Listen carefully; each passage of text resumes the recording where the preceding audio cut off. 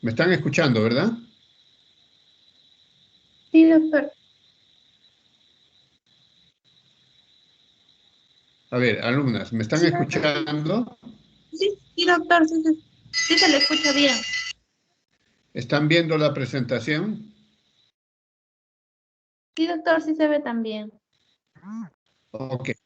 Entonces estábamos hablando de los andrógenos y esta clase es de andrógenos y antiandrógenos, ¿sí? Esta primera lámina es para definir el tema. Los andrógenos, como ustedes saben, son hormonas sexuales masculinas, que son las responsables de estimular las características sexuales primarias y secundarias. Cuando digo primarias, me refiero a la diferenciación sexual dentro del útero de la madre, o sea, la estimulación de los conductos de Wolf para definir si el producto en los primeros 3 meses va a tomar el rumbo del sexo masculino o del sexo femenino. En este proceso intervienen las hormonas sexuales masculinas para estimular las características sexuales primarias y también las características sexuales secundarias, las que se producen durante el proceso de la pubertad con la activación de las hormonas masculinas en el varón. La testosterona es el andrógeno más importante. La producción diaria de testosterona es más o menos de 8 miligramos diarios. Los andrógenos naturales más importantes son la testosterona, la dihidrotestosterona y la androstendiona. La síntesis de los andrógenos básicamente se hacen en dos sitios principalmente, ¿eh? Aunque hay también en la mujer un lugar donde se pueden producir andrógenos. En el varón, los testículos son los productores de la testosterona en las células de Leydig. Saben ustedes que en el testículo hay los folículos testiculares, que son los productores de las espermatogonias, que al final se van a convertir en espermátides y espermatozoides, y se produce en este lugar el mayor porcentaje de la hormona androgénica, que es la testosterona. Sin embargo, en la mujer, en los ovarios, en la teca interna del folículo ovárico, también pueden ser fuente de producción de testosterona, especialmente en aquellas mujeres que tienen el ovario poliquístico. En estas mujeres puede producirse testosterona que tiende a causar síntomas de hiperandrogenismo en la mujer. Y un tercer sitio donde se producen los andrógenos son en la glándula suprarrenal, en la corteza suprarrenal, en la capa fascicular, que es la segunda capa de la corteza, perdón, la capa más profunda de la corteza suprarrenal, se producen los andrógenos tanto en varones como en mujeres, ¿sí? La síntesis de los andrógenos en los testículos básicamente sigue esta secuencia, ¿sí? Se pueden sintetizar como otros esteroides. Me refiero a otros esteroides como el cortisol, por ejemplo, que se produce en la corteza suprarrenal, se sintetizan a partir del colesterol o directamente desde de la acetilcolina por diferentes pasos enzimáticos. El colesterol mediante una enzima se transforma en pregnenolona. Sigue diferentes pasos, ¿no? Uno, convertida la pregnenolona en progesterona, que es una hormona femenina. Esta es la rama del colesterol, ¿no?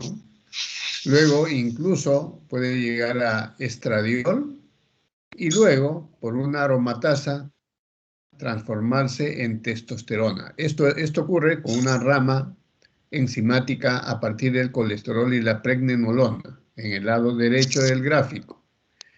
En el lado izquierdo el colesterol transformado en pregnenolona se transforma en 17-hidroxipregnenolona y así sigue hasta ser el androstendiol. Y este a su vez, por otra enzima, se va a transformar en testosterona. ¿Sí? Entonces hay dos, esto en el lado izquierdo. Sin embargo, la testosterona tal cual no es activa. Entonces, para que se active, tiene que transformarse mediante la enzima 5-alfa reductasa, enzima que tienen que recordar porque tiene varias implicancias, se transforma en la forma activa que es la dihidrotestosterona, que es la forma activa de la testosterona. En la suprarrenal igualmente hay 3 líneas enzimáticas de diferenciación, a partir siempre del colesterol. En la zona fascicular de la corteza se va a producir la pregnenolona. En la zona glomerulosa se va a producir igualmente la pregnenolona. Y en la zona reticular se va a producir la pregnenolona. Cada una de estas 3 líneas en cada parte de la corteza suprarrenal van a llevar por diferentes vías enzimáticas, en el caso de la zona fasciculada, a la producción de cortisol y corticosterona. El cortisol, como saben, es el arquetipo, el prototipo de toda la rama de los antiinflamatorios esteroides, es decir, de lo que se conoce como corticoides, ¿sí? Que tienen efecto antiinflamatorio, muy diferente a los antiinflamatorios no esteroides. Repito, en la zona fasciculada se va a producir el cortisol. En la zona glomerulosa se va a producir la aldosterona, que tiene un efecto que tiene que ver con la reabsorción del sodio en el riñón. Y en la zona reticulada se va a producir la androstendiona, que es un precursor de la testosterona, ¿sí? La estructura química de la testosterona es el núcleo ciclopentano peridrofenantreno, que es el mismo del colesterol, que es el mismo del cortisol, que es el mismo del estradiol, que es el mismo de la progesterona.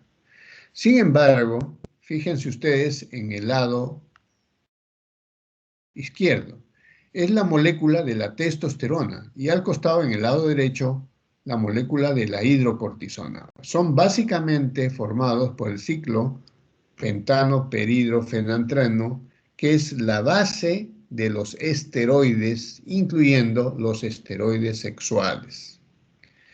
Pero ¿qué cosa diferencia uno de otro? Los diferentes enlaces y radicales que tenemos. Por ejemplo, en la testosterona es característico un doble enlace entre el carbono 4 y el carbono 5 y la presencia en el carbono 17 de un radical hidroxilo. Esto hace diferencial de los otros esteroides en la testosterona.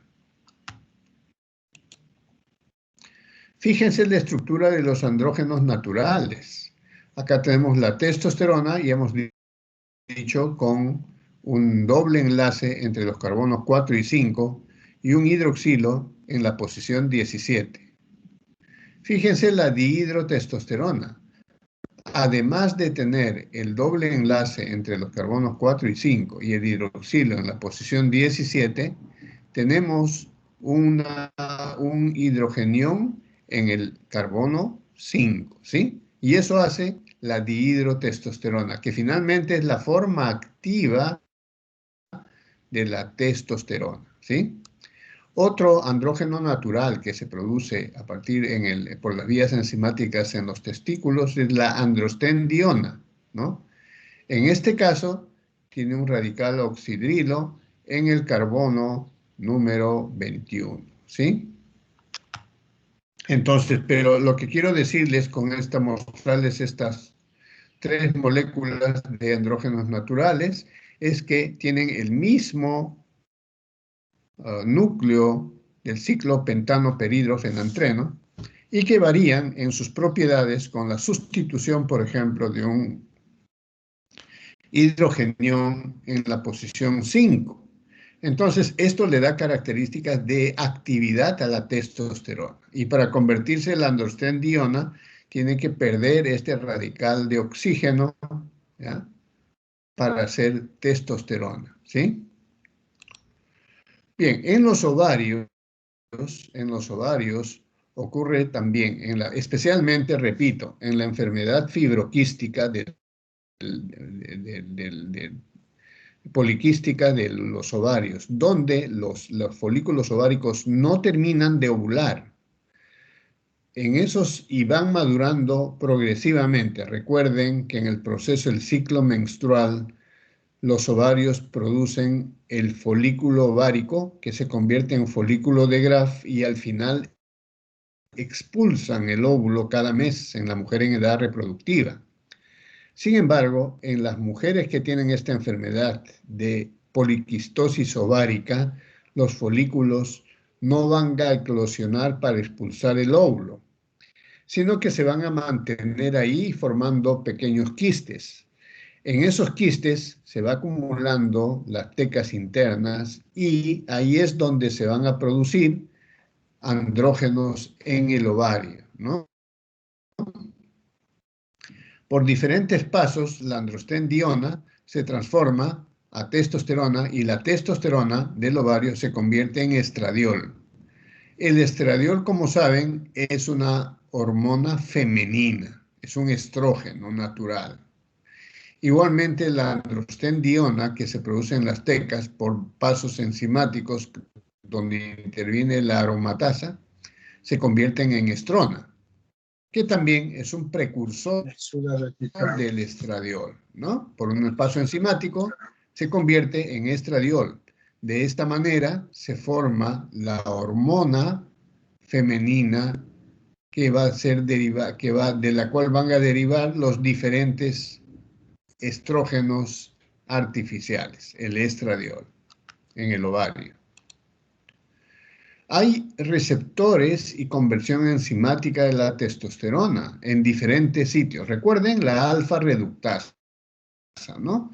La alfa-reductasa es finalmente la enzima que va a convertir a la testosterona en su forma activa, que es la dihidrotestosterona, y que va a actuar en receptores androgénicos.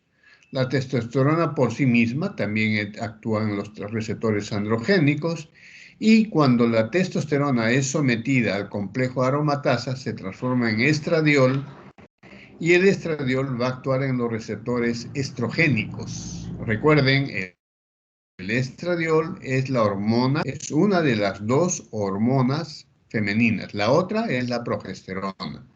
¿Dónde se encuentran estos diferentes receptores? Por ejemplo, la alfa-reductasa se encuentra para convertir a la testosterona en dihidrotestosterona en la piel del tipo 1, no genital, y en el hígado. El tipo 2, piel genital y en el tejido urogenital, ¿sí? Donde, cuando hablamos de tejido urogenital, estamos hablando de los genitales externos, pene, testículos, escroto, ¿no es cierto? Y cuando también hablamos de tejido urogenital, estamos hablando de la vesícula seminal, estamos hablando de la próstata, ¿sí? La testosterona secretada por los testículos y la corteza suprarrenal igualmente, mediante la alfa-reductasa, se va a transformar en dihidrotestosterona y va a actuar en los receptores androgénicos. El complejo aromatasa entra también en nidos, donde en la mujer, ¿no?, en el hígado, en el tejido adiposo, entre otros tejidos, y va a convertirse la testosterona mediante el complejo aromatasa, que es un complejo enzimático, en estradiol.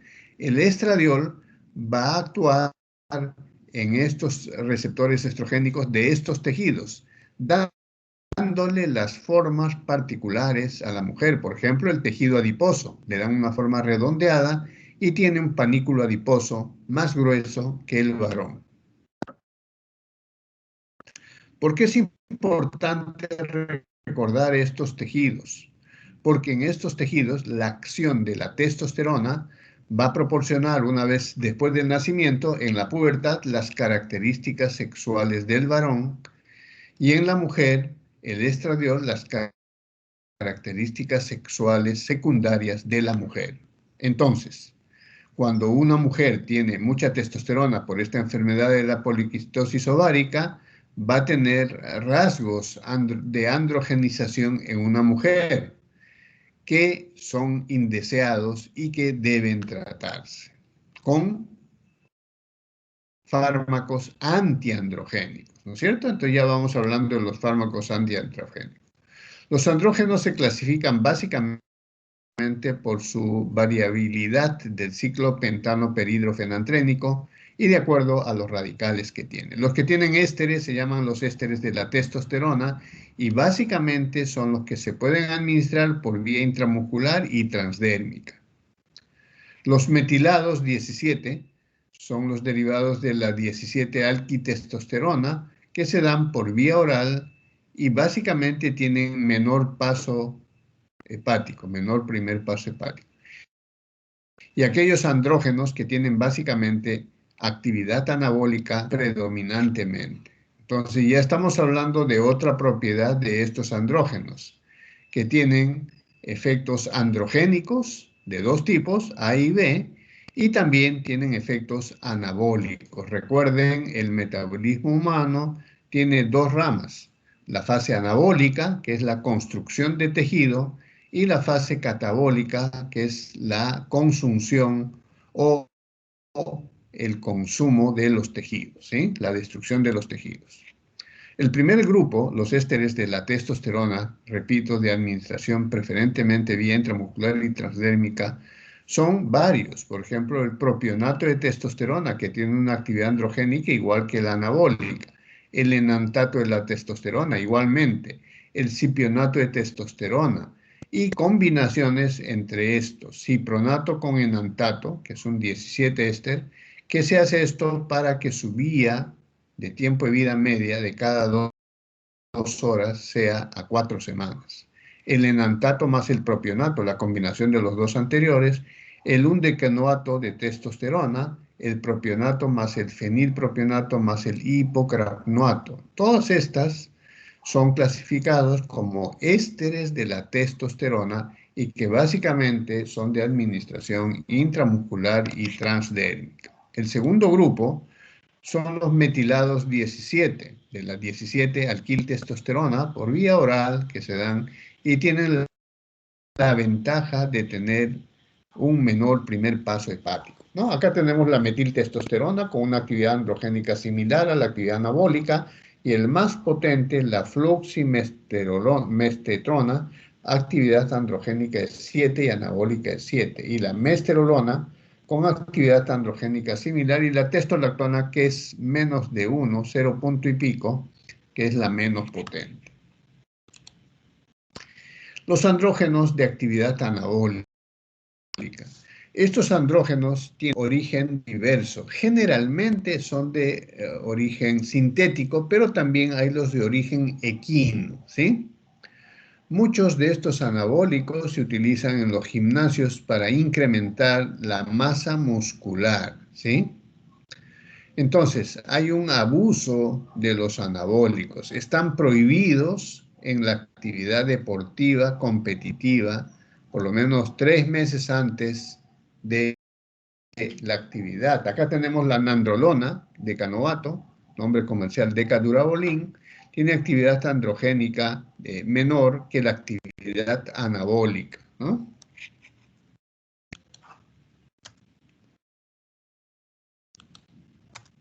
La nandrolona fenilpropionato con la desoxicorticosterona, que es el docabolín, que también es un anabólico.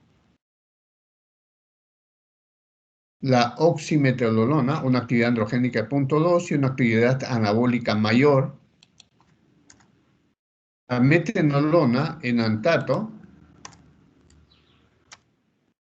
una actividad androgénica de 0,1 y una actividad anabólica de 1, y el estanosol y la metendiona. Entonces, de estos anabólicos, que son los que se usan básicamente para revertir estados catabólicos, para las enfermedades consuntivas, ¿no? Desnutriciones severas, pero no se usan por siempre porque tienen algunos efectos indeseados.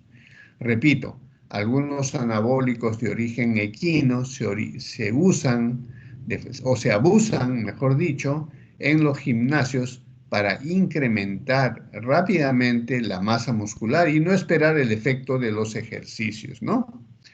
Ejemplos de esto: Sylvester Stallone, Arnold Schwarzenegger y algunos artistas de la televisión que se ponen estos andrógenos con efecto anabólico para incrementar rápidamente la masa muscular. Sin embargo, repito, tienen graves efectos secundarios.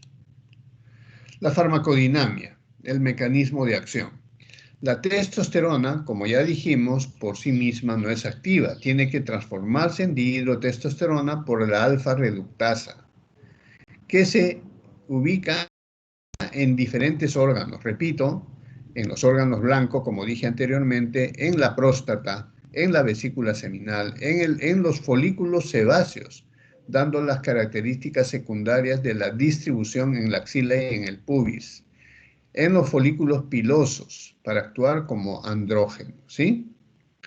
Recuerden, la testosterona actúa como elemento que estimula las características sexuales primarias, es decir, la distinción fenotípica de varón, y las características sexuales secundarias que ocurre en la pubertad.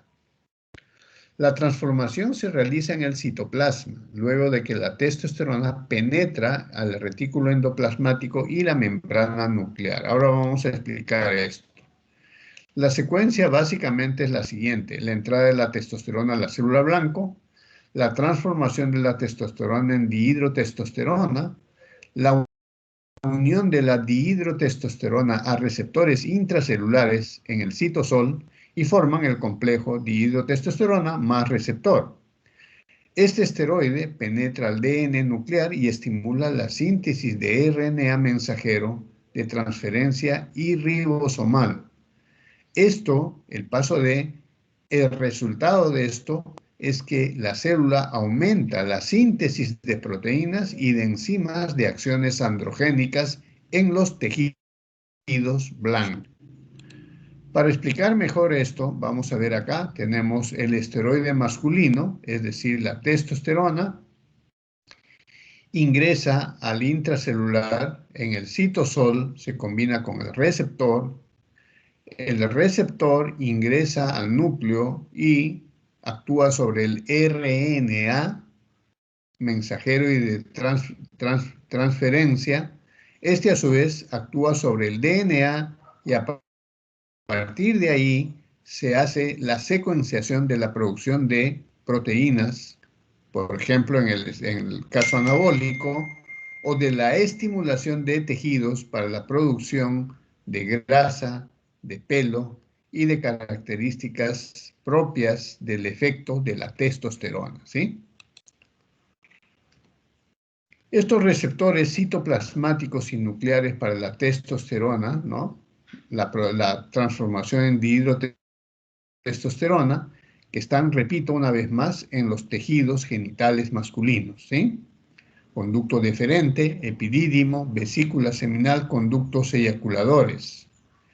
Y los receptores de la dihidrotestosterona, que es la forma activa, igualmente, aparte de los órganos sexuales, tejidos sexuales, están en otros tejidos, folículos pilosos, glándulas sebáceas y también en el hipotálamo para el mecanismo de retroalimentación. Recuerden, la testosterona es producida por el testículo, que a su vez produce una retroalimentación negativa en la hormona liberadora gonadotrópica, en el hipotálamo, y también en las hormonas LH y FSH en el testículo. Si hay más testosterona, ya no se va a producir LH. La LH, recuerden, es la que estimula a las células de Leydig para la producción de testosterona. Y la FSH, de acuerdo a fisiología, es la hormona que estimula la producción de espermatozoides, la espermatogénesis. Intracelularmente, entonces, la testosterona puede seguir varias vías. Se convierte en dihidrotestosterona, ya lo hemos dicho, que es la forma más activa de la testosterona.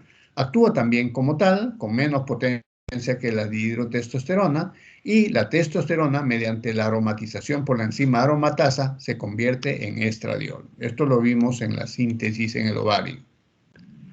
La farmacocinética, básicamente estamos hablando de la testosterona que no se administra por vía oral, ya que es rápidamente metabolizada en el hígado, tal cual. Tenemos que utilizar algunos de los derivados del grupo de los 17 metilados para poder administrar por vía oral.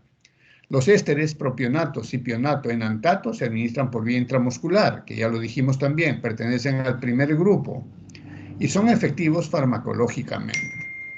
La metiltestosterona, o sea, los metilados, los 17 metilados, estamos la metiltestosterona, floximesterona y andrógenos anabólicos, pueden administrarse por vía oral, son de acción corta. La distribución. Básicamente se distribuyen, recuerden que una vez administrados, sea por vía oral, que tienen un primer paso, o por vía inyectable, que evitan el primer paso, la testosterona tiene que ser transportada por las proteínas plasmáticas. Y esta se produce en un 40% con la albúmina, en la globulina plasmática 40%, en la albúmina 58% y también se encuentra una pequeña cantidad de 1 a 2% circulando libremente.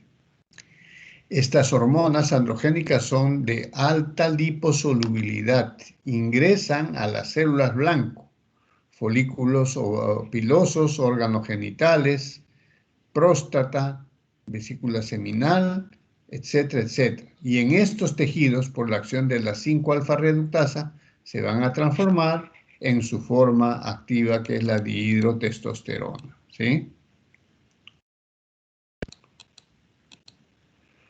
El metabolismo. Se metabolizan básicamente en el hígado por glucuronización y sulfatación. Los principales metabolitos son conjugados glucuronizados y sulfatados y se eliminan por la orina como etiocolanolona y la androsterona, ¿sí? Entonces hay metabolización hepática y por glucuronización y sulfatación y se eliminan como etiocolanolona por la orina y androsterona por la orina.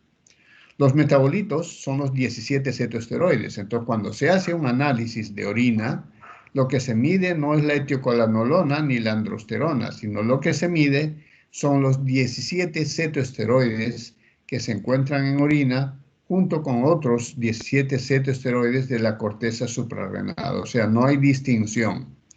Pero recuerden que la producción de testosterona, mayoritariamente más del 90% es producido por los testículos, ¿sí? Por los testículos. Y un pequeño porcentaje por la corteza suprarrenal y a un menor porcentaje por los ovarios. Entonces son los metabolitos de la androstendiona y la dihidroepiandrosterona. Los de origen testicular, recuerden, acá están combinados, tanto los que provienen de la corteza suprarrenal como los que provienen de la parte testicular. Pero los de origen testicular son más o menos el 30% de los 17 cetoesteroides urinarios, ¿sí? La metiltestosterona y la floximesterona se metabolizan más lentamente y en menor grado. Estos, recuerden, son derivados, ¿no es cierto? Y por ende poseen una vida media mayor que la testosterona. ¿Cuáles son los efectos de los andrógenos? Bueno, ya hemos venido repitiendo. Básicamente es la influencia de la testosterona en la diferenciación sexual de los genitales y del cerebro, desde la 7ª semana de gestación, ¿sí? Entonces, vean ustedes, 7ª semana de gestación son 4 meses y medio, más o menos, ¿no es cierto? Entonces, estamos ubicados dentro de los 3 meses de gestación, donde se produce la organogénesis, incluyendo las características sexuales primarias. Recuerden de nuevo, hay características sexuales primarias que se producen en el momento de la organogénesis en la gestación y las características secundarias que se producen en la pubertad. Claro, en la prepubertad hay una secreción mínima de testosterona que aumenta en la pubertad, dando lugar a la maduración sexual, es decir, a la adquisición de las características sexuales secundarias que corresponden al crecimiento del cartílago tiroideo, a la forma cilíndrica del cuello, no triangular como en las mujeres, a la aparición del vello axilar y pubiano en forma de rombo, a diferencia de la forma triangular de las mujeres, ¿no? El aumento de la gravedad de la voz, a la aparición de vellosidades características del varón en la cara, por ejemplo, o en los brazos, ¿no es cierto? O depende de la carga genética, la vellosidad corporal, ¿no? Pero también no solamente en la diferenciación primaria y secundaria, sino en el mantenimiento de las características sexuales y el control del comportamiento sexual. Recuerden, la testosterona tiene que ver con la característica de la libido, o sea, de las ganas de la acción sexual en los varones y también en las mujeres. Una mujer con características de androgenización tiene también aumentada la libido. Produce efectos sobre características sexuales secundarias. Incrementa la masa muscular. Tiene una acción anabólica. Prolifera las glándulas sebáceas. Puede dar origen al acné cuando hay una hiperandrogenización, tanto en el varón como en la mujer, ¿no? El engrosamiento de la piel, más en los varones. La hipertrofia de la laringe con voz grave y la distribución pilosa masculina. Estas características, si se presentan en la mujer, se llama síndrome de hiperandrogenismo en la mujer o virilización en la mujer. Esos son los efectos farmacológicos de los andrógenos. Los efectos anabólicos de los andrógenos, ¿no? O los anabólicos, ¿no? Porque están dentro del grupo, recuerden, dentro del grupo de los andrógenos están los ésteres, el grupo de los ésteres, que se dan básicamente por vía intramuscular y transdérmica. Están los 17 metilados en un segundo grupo que se dan por vía oral y están los de efecto anabólico predominante. Estos efectos anabólicos se dan tanto en varones como en mujeres.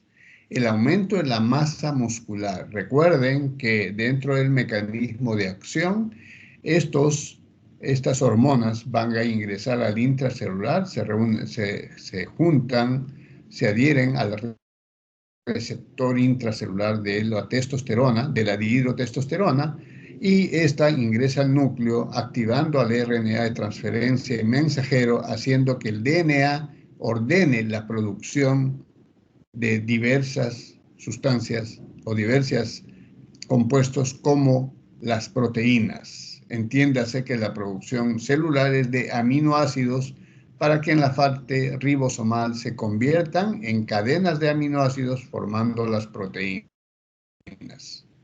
Ese es el mecanismo de acción también de tipo anabólico, por lo cual aumenta la masa muscular, la resistencia, el rendimiento físico en pacientes con balance nitrogenado negativo.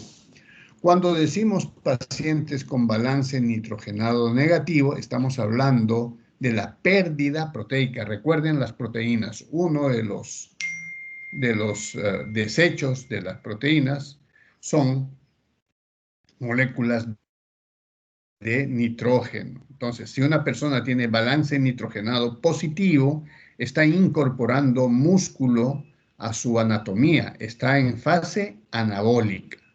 Si uno tiene balance nitrogenado negativo, es decir, pierde nitrógeno ureico por la orina, ¿no? Entonces se está perdiendo tejido muscular y eso pasa en los estados consuntivos, en la desnutrición severa, en estados paraneoplásicos y en desnutrición severa, ¿no es cierto? Entonces aumentan la masa muscular y el rendimiento en los pacientes con balance nitrogenado negativo. Por eso es que en esos casos se pueden utilizar, bien usar ciertos anabólicos para ayudar al organismo a recuperar su masa muscular. ¿Estimulan la eritropoiesis? Sí. Hay un tipo de anemia que no es frecuente, que se produce por falta de andrógenos y de andrógenos con efecto anabólico. Su uso ilícito en dosis altas por largo tiempo expone a efectos adversos reversibles e irreversibles, virilización en la mujer y agresividad. Y en los varones, hipotrofia de los órganos genitales. El uso de anabólicos permanente y por largo tiempo disminuye el desarrollo y el mantenimiento de los genitales. O sea, estas personas son puro músculo, pero con hipotrofia genital y pueden llegar hasta la azospermia, ¿sí? Las indicaciones de los andrógenos. Evidentemente, como estas son hormonas, siempre todas las hormonas tienen un lugar en la terapéutica como terapia de reemplazo, básicamente, ¿sí? Por ejemplo, en la diabetes mellitus, insulino dependiente, quiere decir que el páncreas no produce insulina, entonces tenemos que sustituir, reemplazar exógenamente aquella insulina que falta. De igual manera, en los andrógenos son hormonas de sustitución. Por ejemplo, los efectos androgénicos se pueden ver en pacientes que les faltan los andrógenos.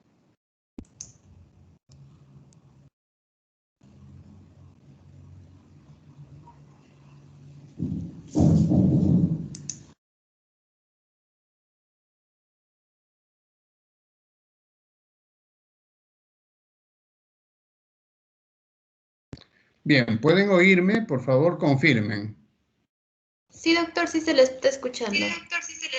Ya, pero quien administra esto me está apagando el micro, ¿ya? No lo hagan. Entonces hablamos de la indicación de los andrógenos, que son terapias de sustitución. ¿En quiénes?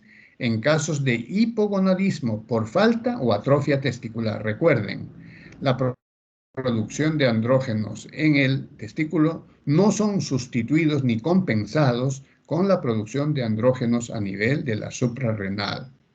Entonces, estos pacientes con hipogonadismo son aquellos niños o personas que tienen criptorquidia bilateral no tratada. Si los testículos en la etapa fetal no han descendido al escroto, se llama criptorquidia. Ahora, hay diferentes grados de criptorquidia. Cuando los testículos no están en el canal testicular, o sea, se quedan en el abdomen, eso simplemente hay que extraerlos porque pueden ser fuente de desarrollo de neoplasias. Entonces, en ese caso ya no hay forma de que los testículos produzcan los andrógenos, la testosterona. Simplemente hay que tratar. Pero de la criptorquidia, los testículos se encuentran en el canal testicular, en la región inguinal, es posible hacer una operación que se llama orquidopexia para bajar los testículos y hacer que estos empiecen a funcionar. De una u otra forma, cuando no hay testículos en las bolsas escrotales ni en los canales inguinales y se encuentran en el abdomen, requieren tratamiento con andrógenos. Hay también un cuadro de eunucoidismo. El eunucoidismo es básicamente la pérdida de la función testicular, sea que sea por una falta de descenso o de testículos abdominales o la pérdida provocada de los testículos. En la China, por ejemplo, los cuidadores de las mujeres de rey eran los famosos eunucos, ¿no es cierto? A los que se les castraba básicamente y se les quitaba la posibilidad de tener los testículos que se pensaba en ese entonces que eran la causa de la libido. Entonces estos pacientes, estas personas, los eunucos, perdían la lividez en etapa muy joven. El hipogonadismo por pérdida traumática de los testículos. Hay accidentes, ¿no?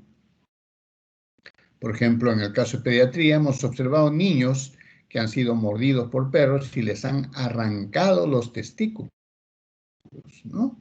De forma tal de que han perdido la posibilidad de producir testosterona. Entonces, para mantener su característica androgénica en el varón, en este varón que ha perdido los testículos, se sustituye por la administración de andrógenos, sea por vía inyectable o sea por vía oral, depende de cuál estemos administrando, ¿sí?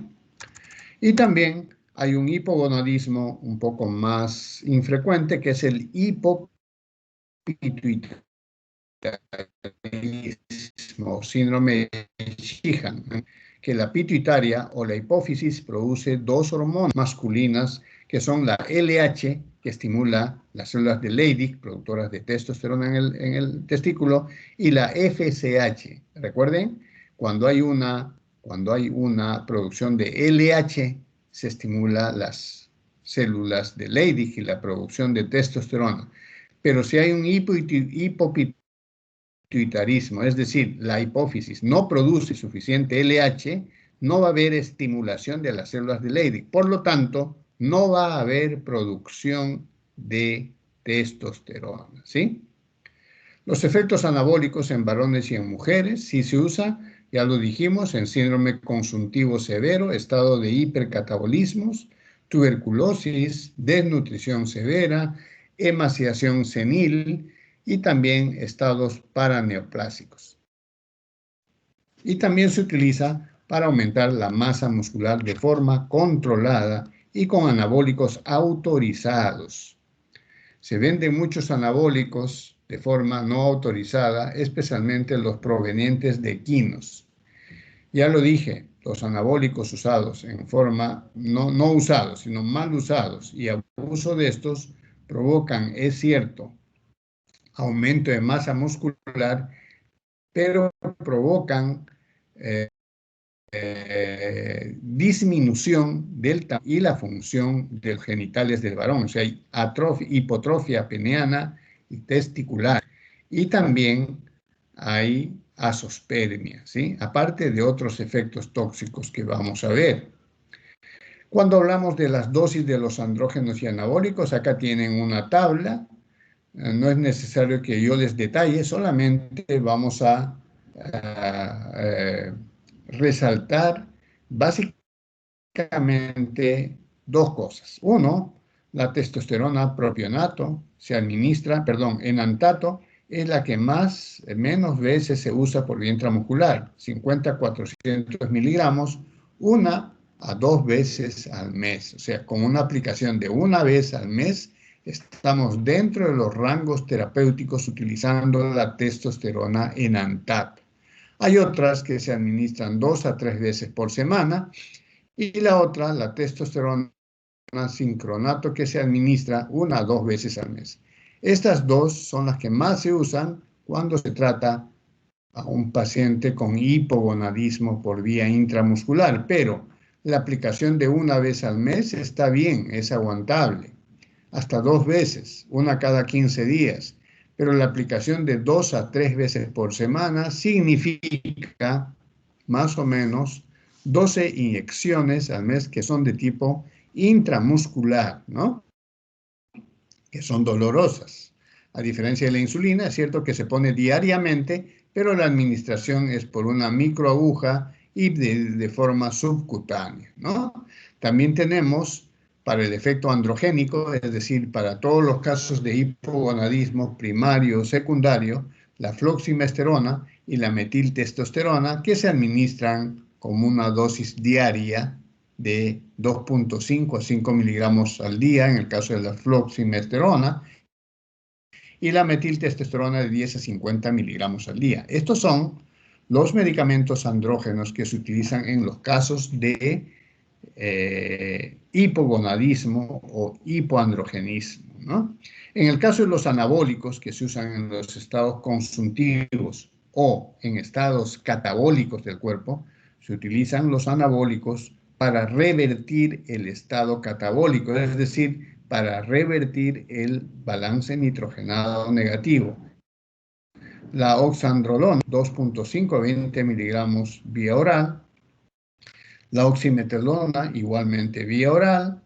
Estas son vía oral. Aquí hay dos tipos de anabólicos que son muy útiles porque se aplican una vez o dos veces al mes o una vez a la semana, que es la nalondrona decanoato, el decadurabolín, que es el más usado y que se utiliza intramuscularmente dos veces al mes. El tiempo de uso está determinado por la indicación médica y por la evolución del paciente. Contraindicaciones. Estos andrógenos estimulan, ya hemos dicho, los órganos blancos, entre ellos está la próstata. Entonces, el uso continuo de andrógenos o anabólicos, que también tienen un efecto androgénico parcial, es el cáncer de próstata. Y en las mujeres, el cáncer metastásico de mama resistente. La toxicidad en la mujer, dosis elevadas, ya lo dijimos, producen virilización, aumento del líbido. En el caso de carcinoma metastásico, producen hipercalcemia e insuficiencia renal.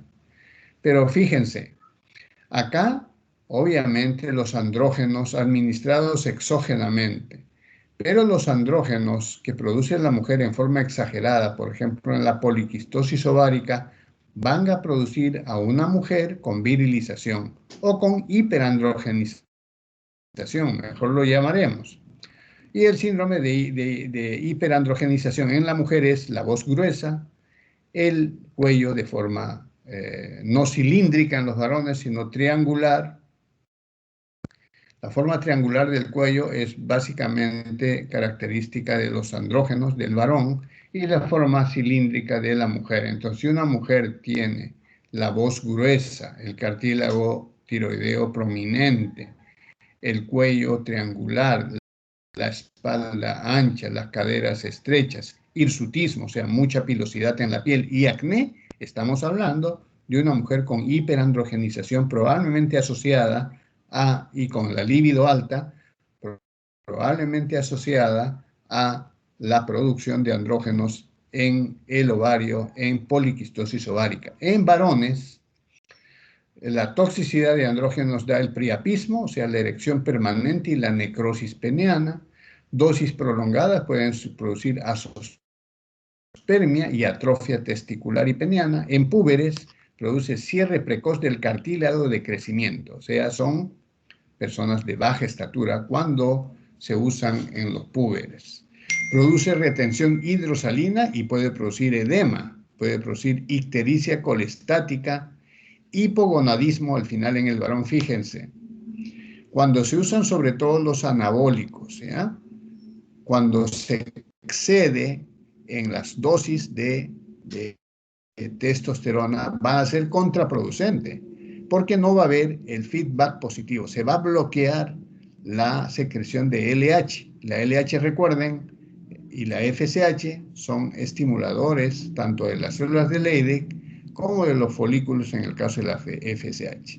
Y también femeninos. En la mujer también va a haber anovulación y amenorrea cuando se usa prolongadamente los andrógenos. Los efectos adversos, ya habíamos adelantado algo, la retención hidrosalina puede producir edema y daño renal, insuficiencia cardíaca, eritrocitosis. Se usan a veces en algunas anemias en donde se ha descartado la falta de algún aporte para la producción de hemoglobina, es decir, fierro, cobre, complejo B, etcétera, ¿no? La falta de andrógenos puede producir un cierto tipo de anemia que se puede tratar. Recuerden que el efecto de los andrógenos es la eritrocitosis, o sea, la producción, el aumento de la producción de los eritrocitos por la medula ósea. El aumento de las lipoproteínas de baja intensidad, que tienen que ver con la arteriosclerosis y sus consecuencias, ¿no es cierto? Los de baja densidad especialmente, y la disminución de las lipoproteínas de alta densidad, que son las benéficas. Pueden producir cirrosis o falla hepática con ictericia colestática. Pueden producir carcinoma hepático, aparece asociado al uso prolongado de derivados alquilados, especialmente metiltestosterona y floximesterona, carcinoma hepático. La impotencia e infertilidad en el varón, con reducción de los testículos y azospermia, ginecomastia y alopecia. Cambios en la personalidad. El efecto adverso de los andrógenos es la agresividad. ¿Ya? Son personas que, si bien es cierto, tienen el aumento de la libido, pero son personas agresivas, causan cambios de psicosis. Hirsutismo y acné, ya lo dijimos, crecimiento y secreción de las glándulas sebáceas, tanto en el varón como en la mujer. Si se produce en la mujer, se llama virilización, ¿no es cierto?, en mujeres. En niños, ¿no? En niños, también se puede producir la estimulación de la producción de los folículos pilosos, ¿no? En niños mayores, ¿no? Voz gruesa, irregularidades menstruales en la mujer.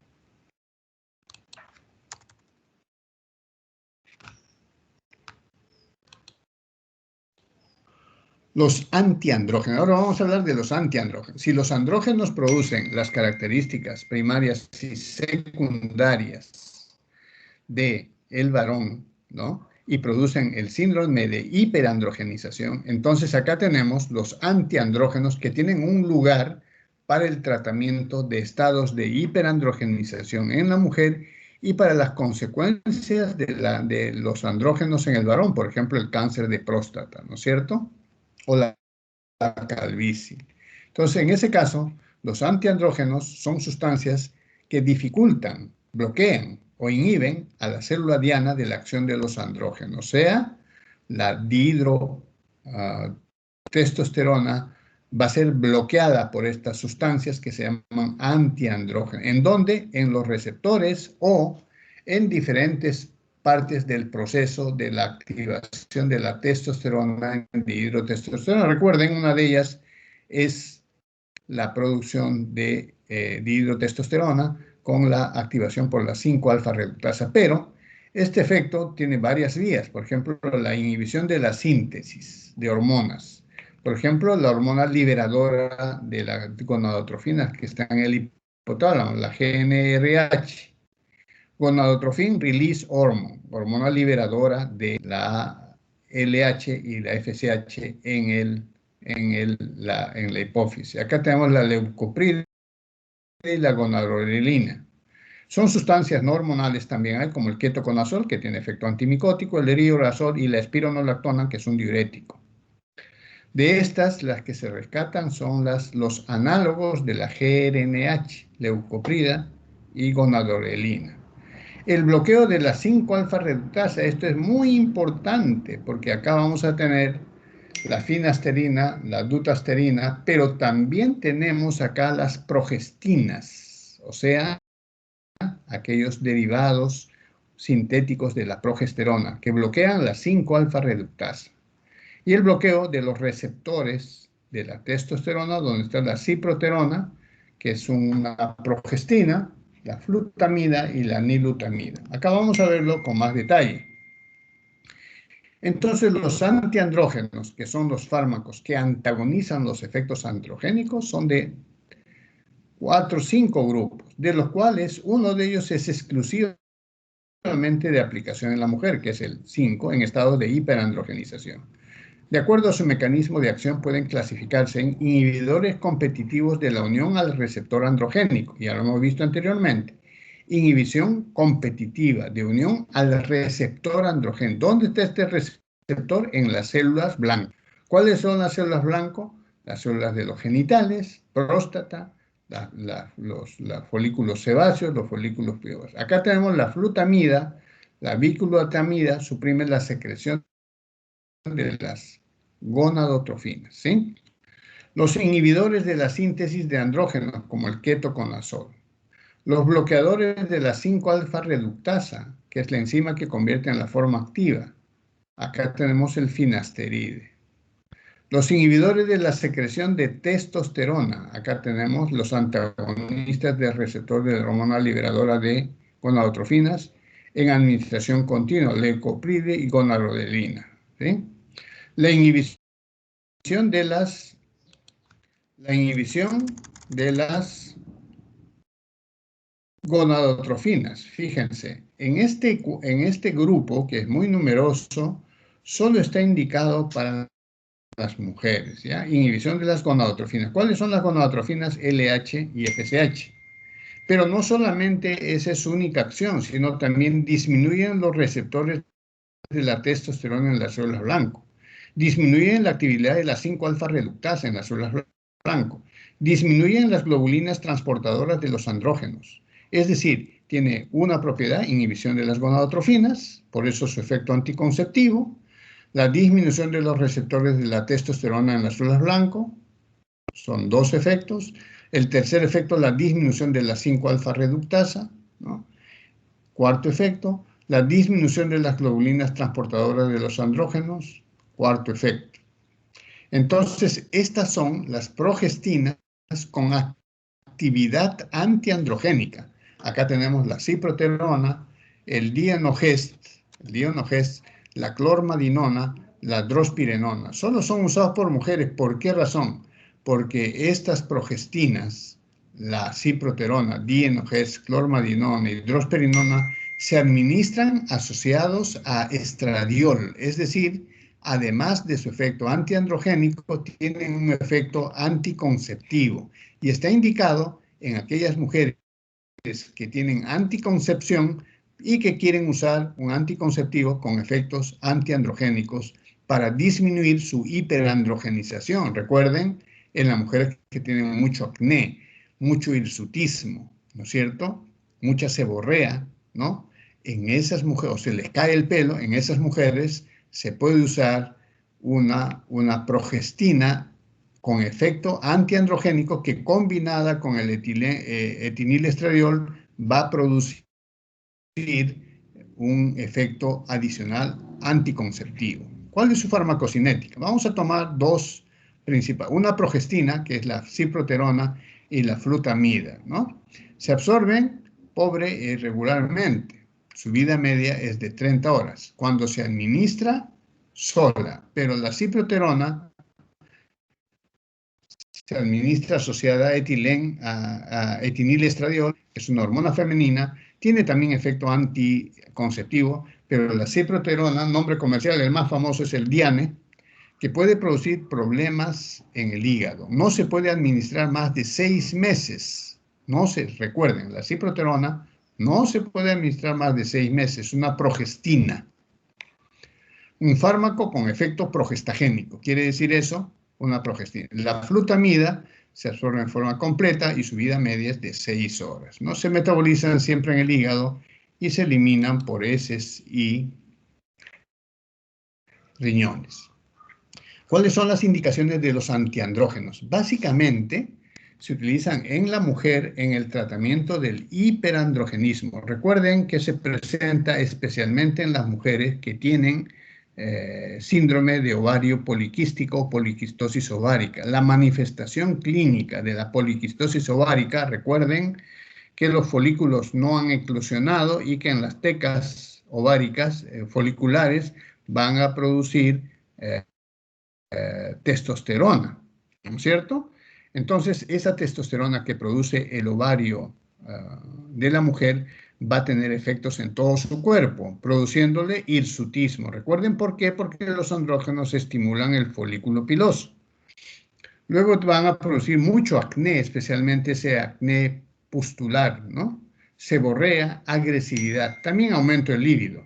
Con las progestinas con efecto antiandrógeno, como son la clormadinona, el dienogest, la drosperinona, la ciproterona, se administran asociados al etinilestradiol. Estradiol.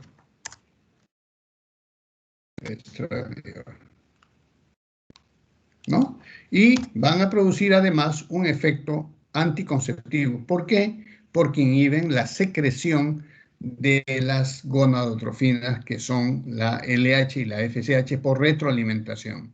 Recuerden, si nosotros ponemos una progestina exógenamente, por feedback va a inhibir la producción de LH y FSH. Por lo tanto, van a producir un efecto anticonceptivo. Si no hay LH, no va a haber producción de estradiol por el ovario, y si no hay FSH, no se va a producir la producción de folículos ováricos. O sea, por eso se llaman anovulatorios también a estos medicamentos cuando se combinan con el etinilestradiol.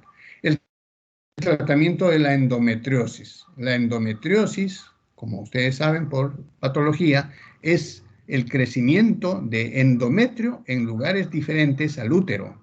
Y por lo tanto, cada mes que sangra o que se desprende el endometrio, que se traduce en la menstruación, sangra en el útero, se desprende esa capa endometrial y se elimina en forma de la menstruación. Imaginen ustedes que haya tejido endometrial en el peritoneo.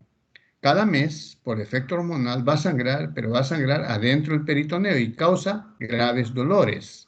Eso se llama endometriosis. Entonces, para el tratamiento de la endometriosis se utiliza el efecto antiandrogénico del dienogés especialmente, ¿sí? En el varón, los antiandrógenos están indicados en el cáncer de próstata, especialmente la flutamida, la hiperplasia benigna de próstata, finasteride, hirsutismo, acné severo y seborrea, la ciproterona como monofármaco, no combinado con el etinilestradiol. En el exceso de la libido en pacientes varones, la ciproterona, y en el tratamiento de la calvicie dependiente del hiperandrogenismo, ¿sí? El exceso de andrógenos en el varón causa calvicie, ¿sí? Entonces, el tratamiento, pero la calvicie no es solamente causada por el exceso de testosterona en el varón, es producida también por otro tipo de patologías, por ejemplo, infecciones micóticas, ¿no es cierto? Infecciones micóticas. O otro tipo de afección del folículo piloso. Pero en calvicies de origen androgénico se utilizan los antiandrógenos. Estas son las indicaciones. La flutamida, algo que es el más usado, es el antagonista de los receptores androgénicos, ya lo dijimos, se administra por vía oral, pero se contraindica en aquellos pacientes que tienen insuficiencia hepática, tabaquismo, embarazo y lactancia. La finasterida, muy usada en hiperplasia benigna de próstata y en cáncer de próstata, antagoniza la 5-alfa reductasa como una de sus acciones, impidiendo la transformación de la testosterona en dihidrotestosterona, que es la forma activa. Igualmente tiene un metabolismo hepático, está contraindicado en hipotensión ortostática, embarazo, lactancia e insuficiencia hepática. Estos son los más representantes, además de los que ya hemos descrito anteriormente. Sí, creo que esta es la última lámina, estamos en hora. Si tienen alguna pregunta, podemos comentar. ¿Sí?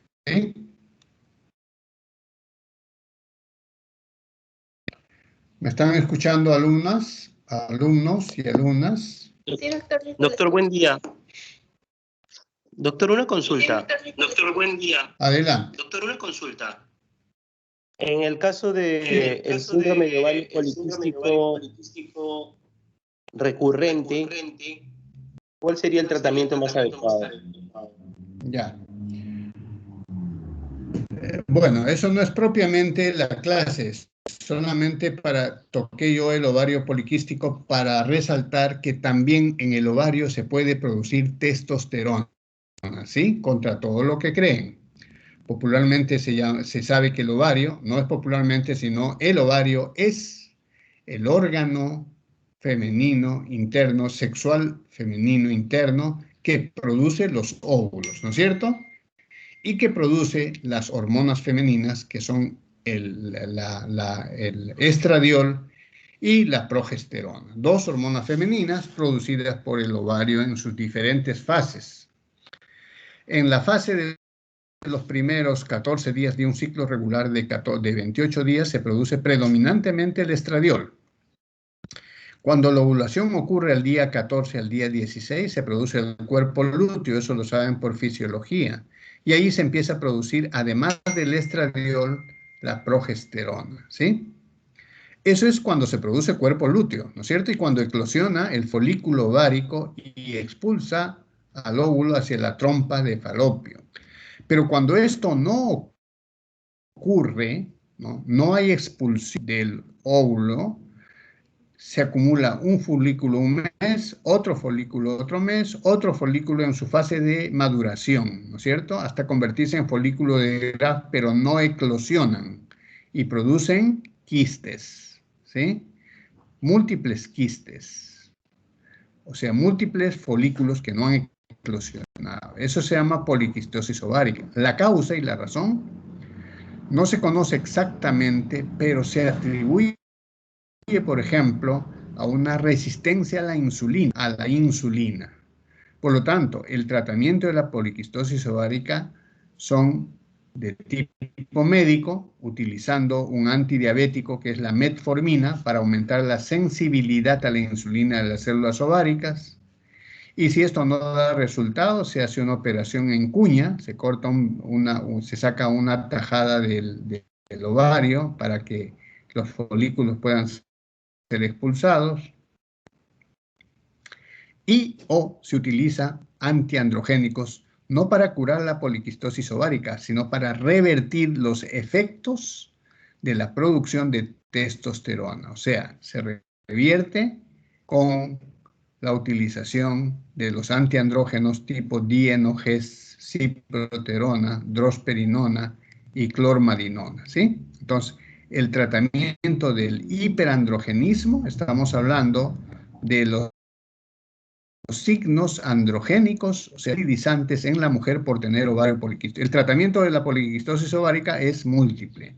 Puede ser hormonal, utilizando en forma prolongada estos anticonceptivos con efecto androgénico, por ejemplo, clormadinona más etiliestradiol.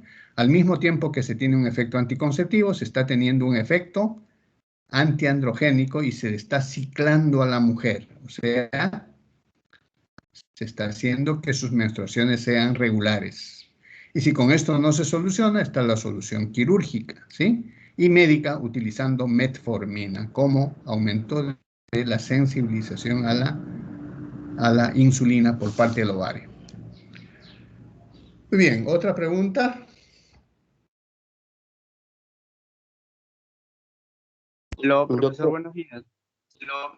Buenos días. Sí, adelante. Doctor, una consulta.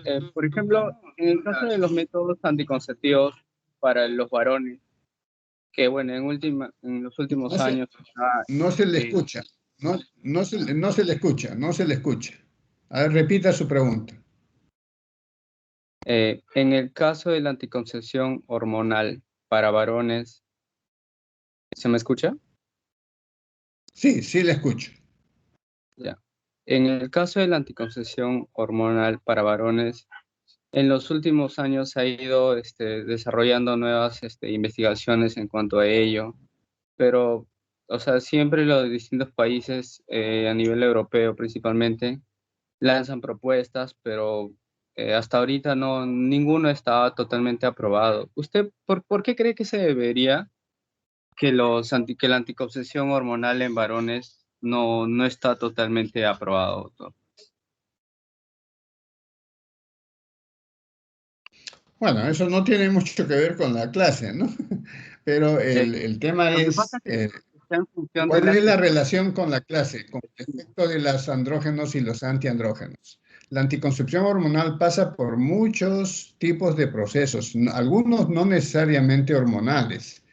Recuerden que en el testículo hay dos tipos de células, las espermatogonias, que se convierten en espermatozoides, y las células de Leydig, que producen la testosterona, ¿verdad?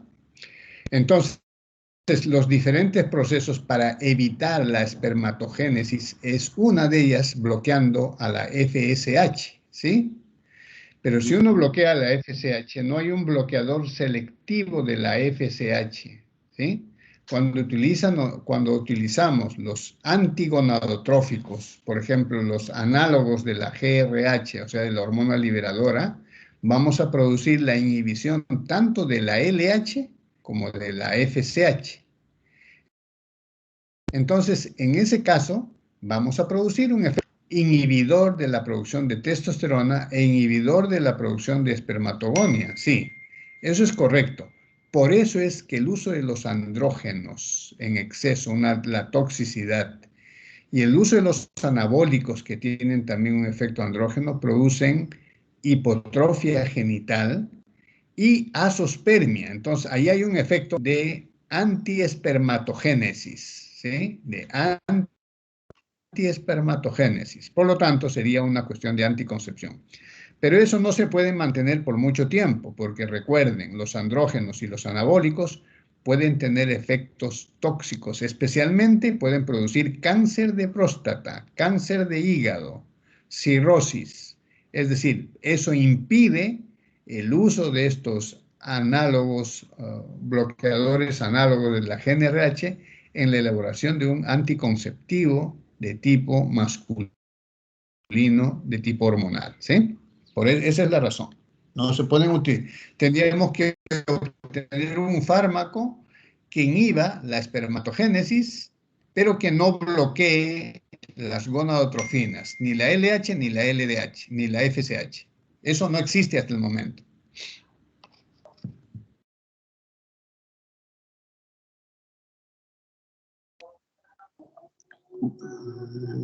Doctor, buen día. ¿Le puedo hacer una consulta? Sí, claro. Doctor, en el caso que usted ha mencionado de los quistes ováricos, ¿cuál generaría más hiperandrogenismo? ¿Un quiste unilocular, un solo quiste grande, o ¿Un quiste o presencia de qué? múltiples quistecitos? No se te escucha. Doctor, ¿cuál generaría mayor hiperandrogenismo? ¿Un quiste unilocular grande o múltiples quistes pequeños? Ya, es una pregunta muy buena.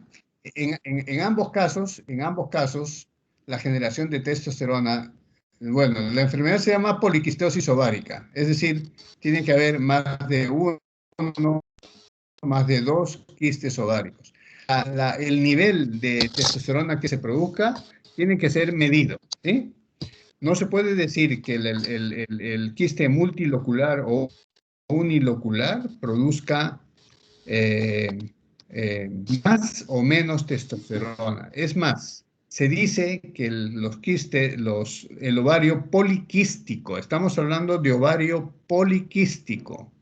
El ovario poliquístico es el que está asociado con la producción de testosterona, porque el ovario que tiene un solo quiste no es causa frecuente de hiperandrogenismo, por lo tanto, su producción de testosterona no es mayor que la poliquistosis ovárica, en teoría, y es más fácil de tratar con una eclosión artificial o con un anticonceptivo que cicle a la paciente y que produzca una ovulación mensual puntual. Gracias, doctor. Muy bien. Muy bien. La farmacología del calcio y el tratamiento de la osteoporosis, ¿sí? Bien, entonces hasta entonces. Doctor, buenos Tengan un días. buen día. No se olvide colgar sus diapositivas, por favor. Ya.